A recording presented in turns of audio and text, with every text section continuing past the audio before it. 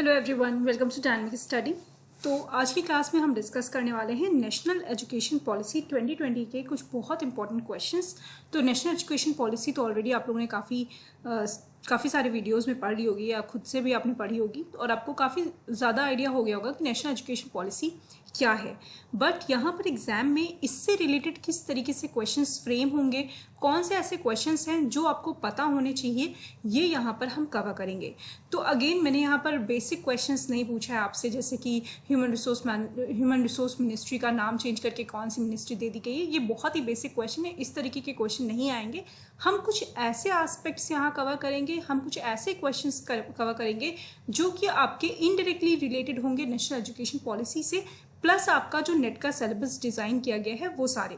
तो यहाँ पर हम कुछ कॉम्प्लिकेटेड क्वेश्चन सॉल्व करेंगे और उसके साथ साथ कुछ ऐसे डीप क्वेश्चन सॉल्व करेंगे जो कि आपके डायरेक्टली आइडेंटिफाई करना उनको थोड़ा टफ होगा। बट इस तरीके के क्वेश्चन बहुत ज़्यादा पॉसिबिलिटी है कि ये क्वेश्चन आपसे एग्जाम में पूछे जाएंगे। तो चाहे आप नेट की प्रिपरेशन कर रहे हो या कोई भी स्टेट लेवल के एग्जाम आप पढ़ रहे हो, उसके लिए पढ़ रहे हो, तो आपको पता ही होगा कि नेशनल एजुकेशन पॉलिसी बहुत ज़्यादा इंपॉर्टेंट टॉपिक है किसी भी टीचिंग एग्जाम के लिए। तो चलिए देख लेते हैं ये 5 MCQs और कौन कौन से ये MCQs हैं, प्लस इस पे इन MCQs पे बेस्ड और क्या चीज़ें पूछी जा सकती हैं, ये दोनों चीज़ें हम कवर करेंगे। तो चलिए देखते हैं। सबसे पहले क्वेश्चन है आपका, new education policy is designed on the basis of which level of teaching. तो यहाँ पर आप देख सकते हैं एजुकेशन पॉलिसी, जो न्यू एजुकेशन पॉलिसी है उसको रिलेट किया गया है with the level of teaching. हमें पता है डिफरेंट टाइप के लेवल ऑफ टीचिंग्स होते हैं। मेमोरी लेवल टीचिंग होता है, आपका अंडरस्टैंडिंग लेवल ऑफ टीचिंग होता है, रिफ्लेक्टिव लेवल ऑफ टीचिंग होता है।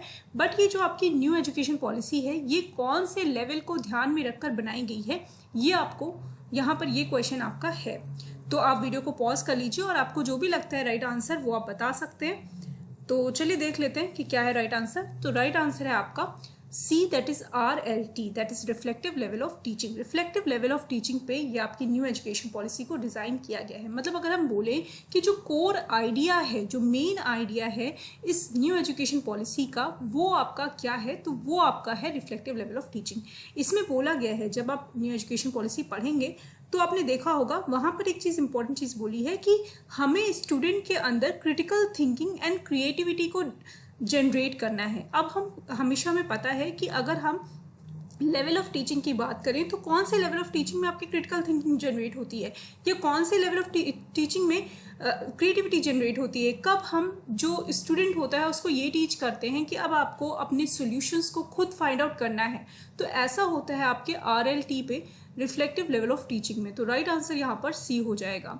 तो ये आपका एक इम्पॉर्टेंट क्वेश्चन है, इस तरीके का क्वेश्चन आपसे पूछा जा सकता है और ये आपका दोनों ही टॉपिक पे बेस्ड है। ये आपका न्यू एजुकेशन पॉलिसी पे भी बेस्ड है, प्लस आपका जो सिलेबस में टॉपिक है उस पर भी बेस्ड है। चलिए आगे देखते हैं। नेक्स्ट क्वेश्चन है आपका, Bal Vatika is design for the children age of.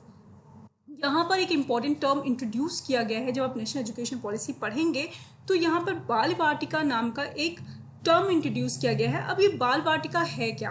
बाल वाटिका आपका जैसे पहले आंगनबाड़ी होता था वही चीज़ अब आपका बाल वाटिका नाम से इंट्रोड्यूस किया गया है।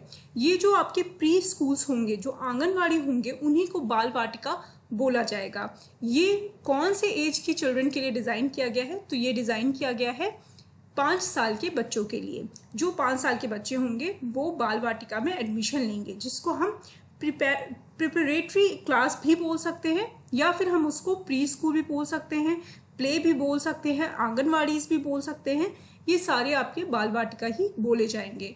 तो ये टर्म हमेशा याद रखिएगा, बाल वाटिका टर्म बहुत इंपॉर्टेंट है, ये आपसे पूछा जा सकता है। नेक्स्ट चलिए देखते हैं question number 3। For the age of 3 to 6 foundational learning curriculum is designed in. अगर हम एज 3 to 6 की बात करें तो जो फाउंडेशनल लर्निंग करिकुलम है उसको किस तरीके से डिज़ाइन किया गया है, वो क्या है, कौन सा टर्म इसके लिए दिया गया है। मतलब एज 3 to 6 की फाउंडेशनल लर्निंग करिकुलम को क्या नाम देकर डिज़ाइन किया गया है। ऑप्शन है आपके ECCE, primary school, school complexes, middle school. तो राइट आंसर क्या होगा? राइट आंसर है आपका ECCE। ECCE के बारे में हमने पहले भी पढ़ा हुआ है। हम जब स्कूल एजुकेशन की बात करते हैं, टीचिंग के लेवल की बात करते हैं, तो वहाँ पर भी हम अर्ली चाइल्डहुड केयर की बात करते हैं। अर्ली चाइल्डहुड केयर आपका बहुत इंपॉर्टेंट एक एस्पेक्ट है छोटे बच्चों की पढ़ाई से रिलेटेड, या अगर हम टीचिंग पेडागोगी की बात करें तो वहाँ पर भी ये बहुत ज़्यादा इंपॉर्टेंट एस्पेक्ट हो जाता है आपका। तो ये जो early childhood care and education है, इस बार नेशनल जो पॉलिसी है आपकी, इसमें बहुत ज़्यादा इस पर फोकस किया गया है। और जो भी एज होगा 3 to 6 के स्टूडेंट्स का, वो उनका जो करिकुलम होगा वो इसी बेसिस पे प्रिपेयर किया जाएगा। मतलब जो early childhood care and education है वो बेसिकली डिज़ाइन किया गया है एज 3 to 6 के फाउंडेशनल लर्निंग करिकुलम के लिए। नेक्स्ट चलिए देखते हैं, what is the full form of FLN। जब आप ये पूरा पढ़ेंगे, जब भी नेशनल एजुकेशन पॉलिसी आप पढ़ रहे होंगे, तो आपने यहाँ पे एक टर्म देखा होगा FLN। ये FLN क्या चीज़ है और इसका मतलब क्या है, ये आपको जानना बहुत ज़्यादा ज़रूरी है। जहाँ तक मुझे लगता है FLN का फुल फॉर्म आपके लिए बहुत ज़्यादा इंपॉर्टेंट है, और ये कहीं ना कहीं आपको हो सकता है डायरेक्टली इस पर क्वेश्चन ना आए, बट कहीं ना कहीं क्वेश्चन में ये मेंशन हो सकता है, FLN दिया हो सकता है, और वहाँ पर आप कंफ्यूज हो सकते हैं। तो FLN का फुल फॉर्म क्या है? FLN का फुल फॉर्म है आपका C, that is foundational literacy and numeracy.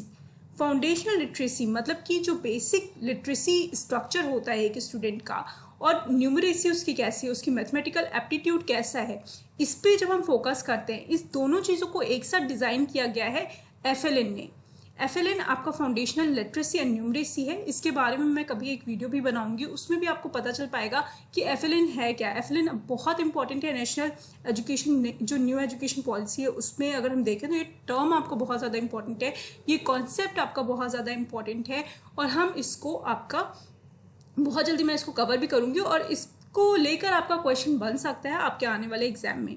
तो इसको ध्यान रखिएगा कि FLN का फुल फॉर्म होता है आपका फाउंडेशनल लिटरेसी एंड न्यूमरेसी, जिसमें आपका मैथमेटिकल एप्टीट्यूड प्लस जो फाउंडेशनल बेसिक एजुकेशन होता है, लिटरेसी होती है, वो दोनों चीज़ को कंबाइन करके इस टर्म को बनाया गया है।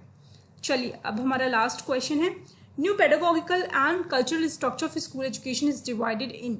तो ये एक थोड़ा इजी क्वेश्चन हो जाता है आपके लिए कि जो नया पेडागोगिकल एंड कल्चरल स्ट्रक्चर है स्कूल एजुकेशन का, उसको किस चीज़ में, कितने ईयर्स में डिवाइड किया गया है। इसको आप बहुत अच्छे से याद कर लीजिए, बहुत ज़्यादा अच्छे से इसको रट लीजिए, क्योंकि ये क्वेश्चन आपका कहीं ना कहीं डायरेक्टली नहीं पूछा जाएगा, बट हमेशा आपका आने वाले समय में हर बार आपको ये चीज़ें रिपीट करती रहनी पड़ेगी, कहीं ना कहीं ये चीज़ मैंशनड होगा। ठीक है, तो राइट आंसर है आपका C, दैट इज 5 + 3 + 3 + 4।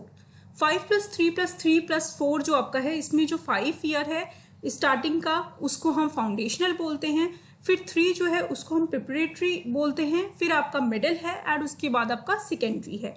तो ये आपके 4 लेवल हैं जो न्यू एकेडमिक स्ट्रक्चर का पार्ट हैं। तो ये आपके क्वेश्चंस थे, कुछ इंपॉर्टेंट क्वेश्चंस थे।